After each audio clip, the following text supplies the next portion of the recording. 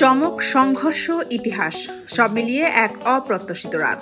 New York সিটির mayor নির্বাচনে Democratic প্রাইমারিতে এক তরুণ মুসলিম প্রার্থী ঝড় তুললেন। নাম তার জোহরান মামদানি। হ্যাঁ, ঠিক শুনেছেন, একজন র্যাপার, সমাজকর্মী, অভিবাসী ও অতিরিক্ত বামপন্থী রাজনীতিক, যিনি হারিয়ে দিলেন রাজনীতির প্রাচীন রত্ন সাবেক governor Andrew কুমোকে।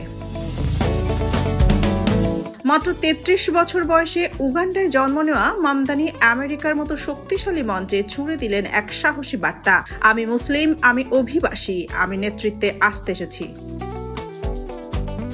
New York Times যাকে বলেছে অবাস্তববাদী, সেই মামদানি আজ হয়ে উঠেছেন বাস্তবের বিস্ফোরক। ব্যালট গণনায় ৯৫% শেষ, আর মামদানির এগিয়ে থাকা ৭% ব্যবধানে। কুমো শিবির স্তব্ধ, ডেমোক্রেট পার্টির ভেতরে শুরু হয়েছে নতুন হিসাব নিকাশ।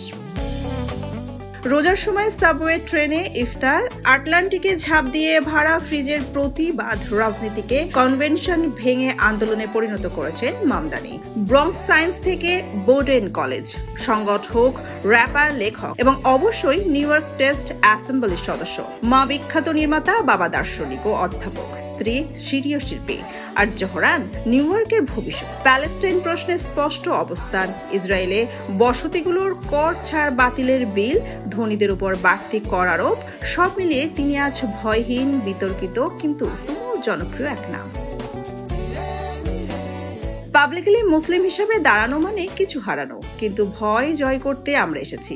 বাসে বিনামূল্যে যাতায়াত, সরকারি গ্রোসারি, সবার জন্য শিশু শিক্ষা, এটাই মামদানির ভিশন। নিউ ইয়র্কে প্রথম মুসলিম মেয়র, নাকি এক নতুন যুগের সূচনা? তার নাম জোহরান মামদানি। তিনি শুধু একজন প্রার্থী নন, তিনি এক বিপ্লবের নাম। সোনিয়া খান, খবর সংযোগ।